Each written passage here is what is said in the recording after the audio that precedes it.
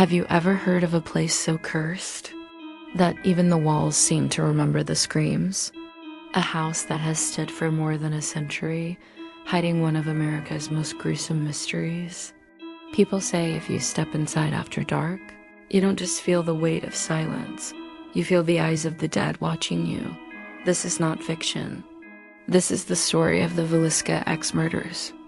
And once you know it, you'll never look at an old, quiet house the same way again. The town of Villisca, Iowa, in the early 1900s was the kind of place where doors were left unlocked. Neighbors waved from porches, and the biggest event of the week was Sunday service. On June 9, 1912, the Moore family, Josiah, his wife Sarah, and their 4 children were at the heart of that small-town picture of American life. That night, everything seemed ordinary. The family had attended a church service and invited 2 young girls, Lena and Ina Stillinger, to stay overnight. It was supposed to be a sleepover filled with laughter, stories, and the innocence of childhood. But by morning, every single one of them would be found brutally murdered. When dawn broke on June 10th, the neighbors noticed something was wrong. Curtains remained drawn. No one was in the yard. Chickens wandered restlessly, waiting to be fed. Josiah Moore was a reliable man. He opened his shop on time every morning. But this morning, the shop remained locked, silent. A concerned neighbor, Mary Peckham, knocked on the door. No answer. She tried again, louder this time. Nothing but an unnatural stillness on the other side of the wooden frame. She eventually called Josiah's brother, Ross Moore, who arrived with a spare key. When he stepped inside, the air was heavy, suffocating. The house smelled of something metallic, something wrong. He entered the parlor first. The silence was crushing. Upstairs, in the children's room, Ross made the discovery that would scar him forever. Bodies, still lifeless, a massacre beyond comprehension. The sheriff was called. Soon, word spread like wildfire across Villisca. Crowds gathered outside the house, horrified whispers rising like smoke into the summer air. Inside, investigators faced a scene so grotesque it shook even hardened lawmen. 8 people, including 6 children, had been bludgeoned to death with an axe. Most were struck as they slept, faces unrecognizable. Blood soaked the walls, the bedding, the ceiling. Whoever had done this had moved methodically room by room, ensuring no one survived. Yet what disturbed police most wasn't just the brutality, it was the strangeness. Every mirror in the house had been covered with cloth. All of the victims' faces had been draped with clothing or sheets, as though the killer couldn't stand to look at what they'd done, or perhaps didn't want the dead staring back at them. In the kitchen, a plate of uneaten food sat on the table, and a bowl of bloody water suggested the murderer had washed their hands before slipping back into the night. The town was paralyzed with fear. Parents clutched their children tighter. Doors that once swung open freely were bolted shut. Nobody slept easily. Everyone whispered the same question: who could have done this? Some believed it was someone in town, a neighbor, a jealous rival, someone who knew the family well. Others swore it was a stranger, a drifter who passed through the railroad line that cut across Villisca. Suspicion bred paranoia. No one trusted anyone, and then came the stories.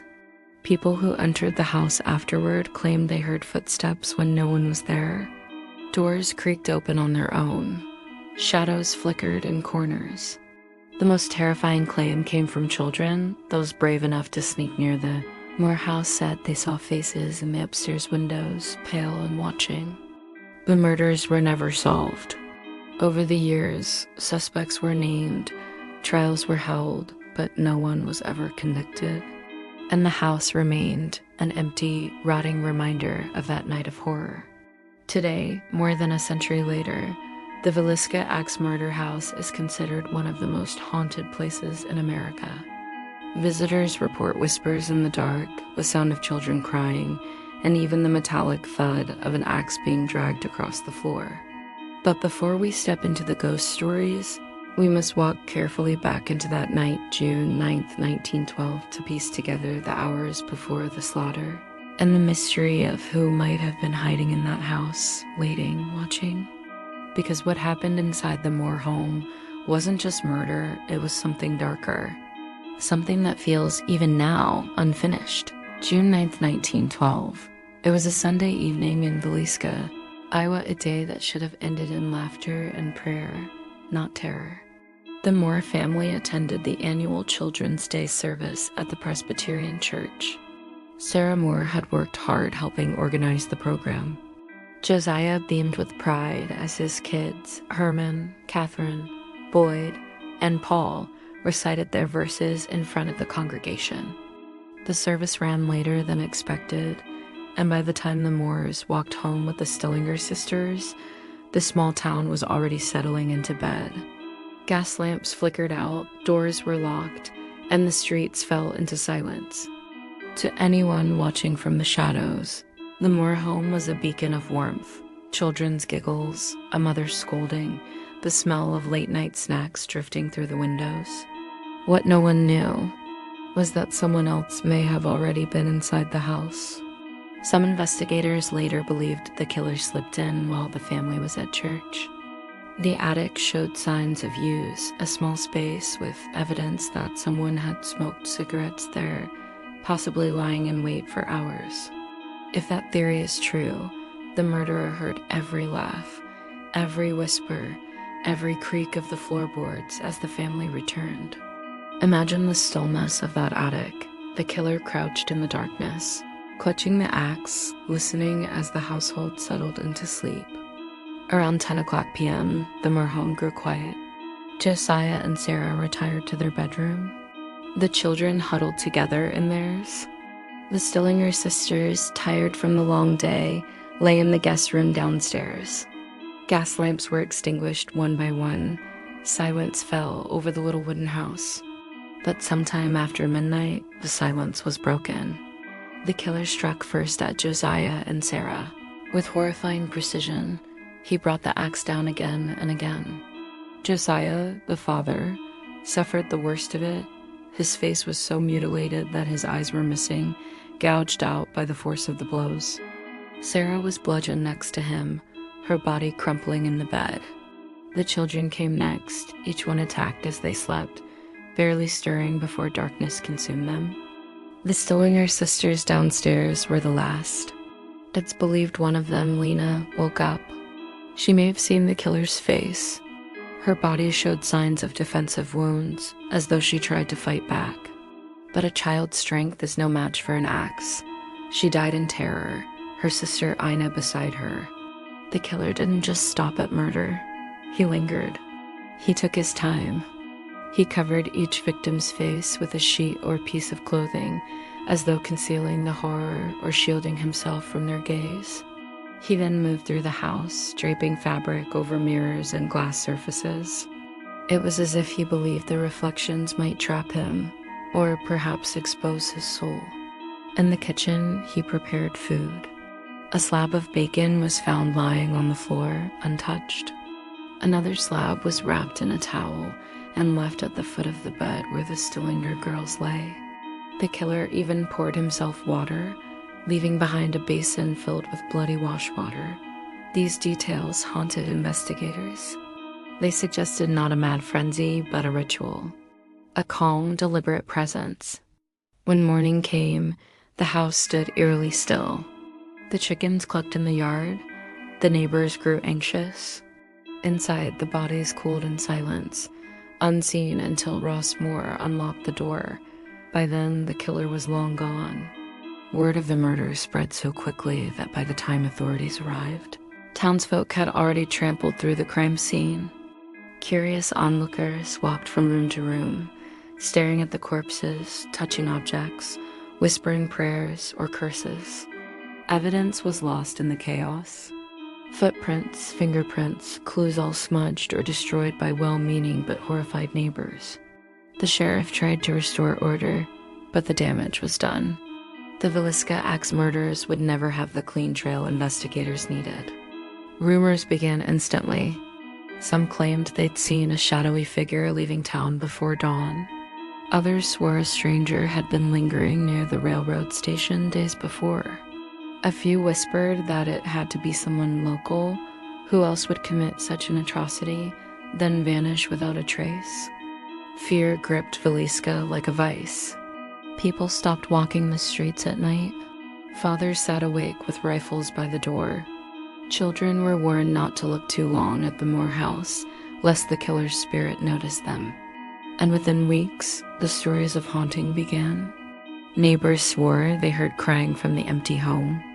One woman said she passed by and saw a curtain move, as though someone stood there watching.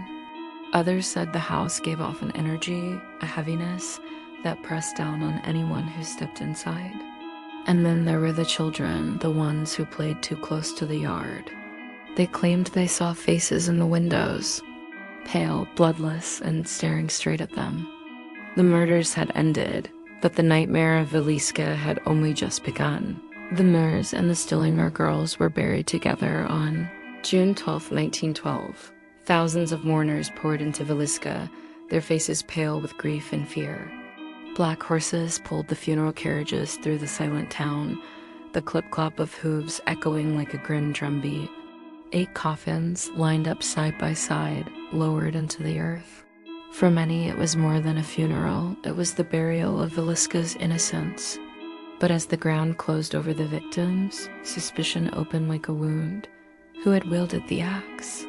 Who had destroyed an entire family in one night? Theories swirled like smoke, and with every rumor came new suspects. The first whispers pointed to Frank Jones, a wealthy state senator and businessman. Josiah Moore had once worked for him, selling farm equipment. But Josiah left to start his own company, and worse, he took with him one of Jones's biggest clients. Villagers whispered that Jones never forgave him. Some claimed Josiah had been more than just a rival. There were rumors of an affair between him and Jones' daughter-in-law. Would a powerful man like Frank Jones hire someone to settle the score? Then came talk of William Blackie Mansfield, a man with a violent past. 2 years after Villisca, his wife, child, and in-laws were murdered in a strikingly similar fashion with an axe while they slept. The similarities were chilling. Mirrors covered, victims bludgeoned, food left uneaten. Was Mansfield a serial killer who had begun his spree in Villisca? Another suspect emerged in the form of Reverend George Kelly, a traveling preacher with unsettling habits. He was in Villisca that night, attending the Children's Day service. Witnesses claimed he was fascinated with the Moore family, particularly the young girls. Reverend Kelly was described as eccentric, erratic, prone to mental breakdowns. He later confessed to the murders, then retracted his confession. Some believed he was mentally unstable and craved attention, while others thought his words revealed a guilty conscience. But perhaps the most terrifying theory was broader, far darker. Investigators wondered if Villisca was not the work of a single grudge or a single madman, but part of a pattern. Across the Midwest, from 1911 to 1913, entire families were slaughtered in their homes with axes. Colorado, Kansas, Illinois, Iowa cases that shared eerie similarities. Curtains drawn, lamps extinguished, food left behind, mirrors covered. The killer, if it was one man, was a phantom drifting along the railways, striking without mercy, vanishing without a trace. Newspapers called him the Axeman. In Villisca, trials were held.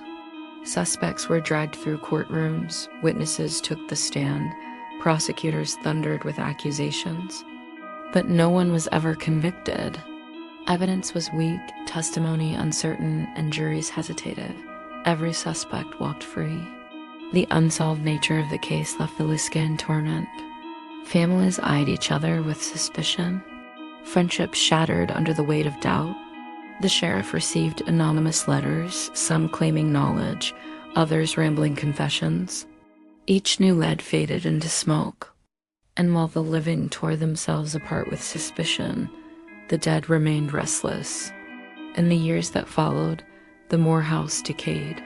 Paint peeled from the walls, the roof sagged, weeds overtook the yard, yet the house never truly emptied. Locals swore they saw candlelight flickering in the windows at night. Farmers passing by on late rides claimed to hear faint cries carried on the wind. Children dared each other to touch the front steps, only to flee in terror when they swore they heard footsteps inside. The legends grew darker with time. A traveling salesman who stayed overnight in Villisca once claimed he was drawn to the house, as if something inside whispered his name. He left before dawn, pale and trembling, muttering that the house knew things. A group of teenagers who broke in during the 1940s reported hearing a door slam upstairs. When they investigated, they found nothing except the distinct imprint of a hand pressed into the dust of the floorboards. The most chilling stories came from those who dared to spend entire nights inside. They spoke of children's laughter echoing through the halls, of shadows gathering in corners, of sudden icy drafts sweeping through rooms. Some claimed they awoke to the sound of an axe dragging slowly across the floor. Others swore they felt hands pressing down on them, pinning them to their beds. The case remained open for years, but eventually, Villisca accepted the bitter truth. Justice would never come. The murderer had vanished into history, his name lost, his crimes remembered only by the scars they left behind. Yet the house itself, the silent witness, remained, and those who stepped inside believed it had absorbed the horror of that night. The walls remembered, the floors remembered. The air itself seemed to breathe with the echoes of the dead. Over time, the Moore home transformed from a crime scene into something more, a monument to terror. And as the decades passed, the house called to the curious, the brave, and the foolish. That those who entered often left with something more than a story, something they could never explain. More than a century has passed since that terrible June night in Villisca, Iowa. The world has changed. Horses have given way to cars, gas lamps to electric light, and the sleepy town has become just another dot on the American map. But one thing has not changed: the house on East 2nd Street. The Moore home still stands. Restored to its 1912 appearance, it looks deceptively ordinary from the outside. A white, two-story farmhouse with a picket fence and a front porch. Innocent, almost inviting. But step inside, and the weight of history presses down like a hand on your chest. Over the years, the house has become a site for paranormal investigation. Ghost hunters, skeptics, and thrill seekers have all walked its halls, and many have left with more than they bargained for. Visitors often describe an immediate heaviness, as though the air itself is thicker inside the walls. Some report hearing whispers, soft and childlike, echoing from the bedrooms. Others claim they hear footsteps pacing the floors when the house is otherwise empty. Doors creak open on their own. Objects move ever so slightly, as though nudged by unseen hands. One investigator recorded the sound of a faint giggle in the Stillinger girl's room, though no children were present. Another swore she felt her hair tugged sharply from behind, even though she was alone. Perhaps the most disturbing accounts involve the attic. Paranormal teams say that when they enter the cramped, dusty space, the atmosphere shifts violently. Cameras malfunction, batteries drain in seconds, and an overwhelming sense of being watched grips everyone inside. One man reported hearing slow, deliberate breathing behind him. When he turned, no one was there. But the house does not reveal its secrets gently. In 2014, a paranormal investigator spending the night there was found by his companions with a stab wound to the chest. He had been alone in one of the rooms. Though he survived, the incident remains unexplained. He himself later admitted he had no memory of harming himself. To this day, some believe the house compelled him. Locals speak of seeing candlelight flicker in the windows when the house is empty. Some claim to glimpse small figures, children peering out from behind curtains. Others say that if you stand in the yard at night You can hear the faint rhythm of an axe striking wood, echoing in the dark. Skeptics argue that the stories are fueled by imagination, by the human mind's need to make sense of tragedy. They say the house is just the house wood and nails, nothing more. But even skeptics admit something about Villisca lingers, something that logic doesn't easily erase. For those who have spent the night there, the memories are hard to shake. One visitor recalled lying awake in the children's bedroom when suddenly the bed began to shake violently. Another claimed she awoke at 3 a.m. to the sound of heavy breathing inches from her face, though the room was empty. Some investigators believe the house holds an imprint of residual haunting, where the violence of that night replays itself again and again, etched into the fabric of the home. Others believe the spirits of the Moore family and the Stillinger girls remain trapped, unable to move on. And still others whisper a darker theory, that the killer himself left something behind.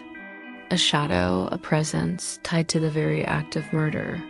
Even the bravest admit that the Villisca Axe Murder house feels different from other haunted places. It isn't just the history.